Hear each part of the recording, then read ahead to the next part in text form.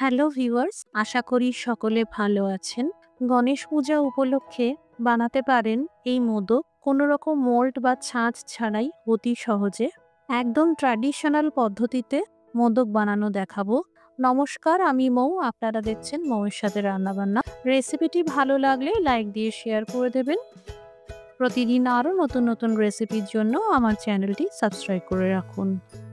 এখানে একটা প্যানে প্রথমে দুধ জাল দিয়ে নেব।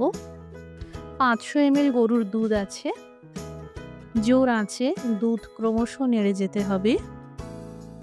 আর যখন দুধ গরম হয়ে ফুলে উঠবে, অর্থাৎ উথলে উঠবে, আঁচটা বন্ধ করে দিয়ে নেড়ে নেড়ে কিছুটা ঠান্ডা করে নিতে হবে, যাতে দুধ থেকে এই ধোঁয়া ওঠা কমে যায়।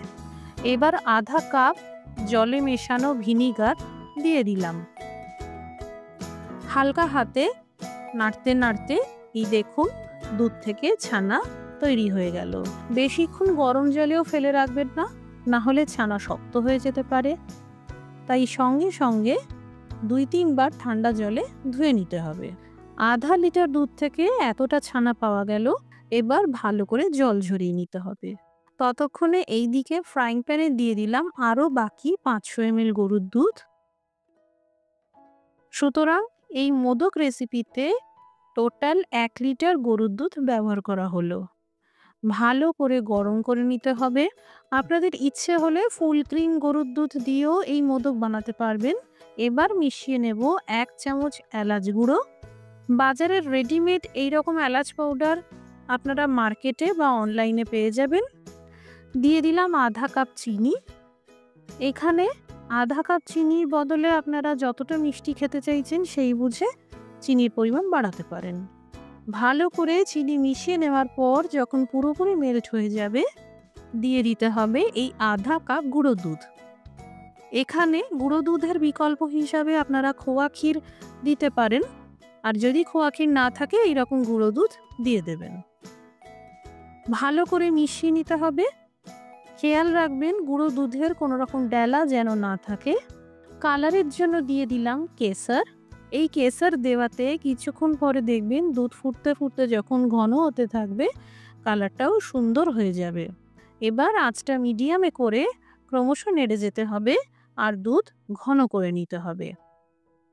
যখন দেখবেন দুধ এই রকম ঘন হয়ে টেনে আসছে, এই পর্যায়ে আঁচটা কমিয়ে দিয়ে দিতে হবে এই তৈরি করা ছানা।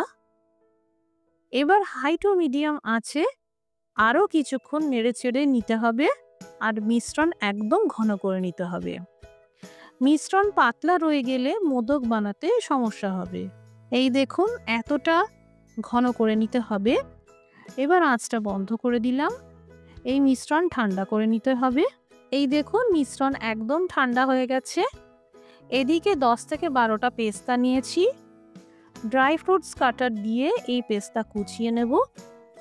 এই ড্রাই ফ্রুটস কাটারের লিঙ্ক আপনারা ইউটিউব ভিডিওর নিচে অ্যাফিলিয়েট লিঙ্ক থেকে পেয়ে যাবেন।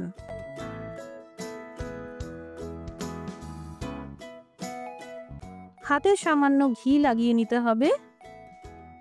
আপনারা যতটা বড় বা ছোট সাইজের মোদক বানাতে চাইছেন সেই মতন মিশ্রণ নিয়ে হালকা হাতে একদম মসৃণ গোল বলের আকারে গড়ে নিতে হবে। অবশ্যই মসৃণ হতে হবে, কোনো রকম যেন ফাটল না থাকে। এবার গোল বলের উপরিভাগটা হালকা চেপে চেপে সরু করে দিতে হবে। যেমনটা মোদকগুলো দেখতে হয় ঠিক সেইভাবে বানিয়ে নিতে হবে। একটা কাঁটা চামচ নিতে হবে। এই কাঁটা চামচ দিয়ে এইভাবে মোদকের ডিজাইনটা করে দিতে হবে। মোল্ড ছাড়া খুব সহজে এইভাবে বানিয়ে নিতে পারবেন। আর যারা মোল্ড বা ছাঁচের ব্যবহার করতে চাইছেন, ভিডিও নিচে দেওয়া অ্যাফিলিয়েট লিঙ্ক থেকে প্রোডাক্টগুলো পেয়ে যাবেন। তৈরি হয়ে গেল ঘরে তৈরি ছানা আর ক্ষীর দিয়ে সুস্বাদু মোদকের রেসিপি। বাড়িতে বানালে কমেন্ট করে জানাতে পারেন কেমন তৈরি হলো। রেসিপিটি দেখার জন্য অসংখ্য ধন্যবাদ। সবাই ভালো থাকুন, সুস্থ থাকুন।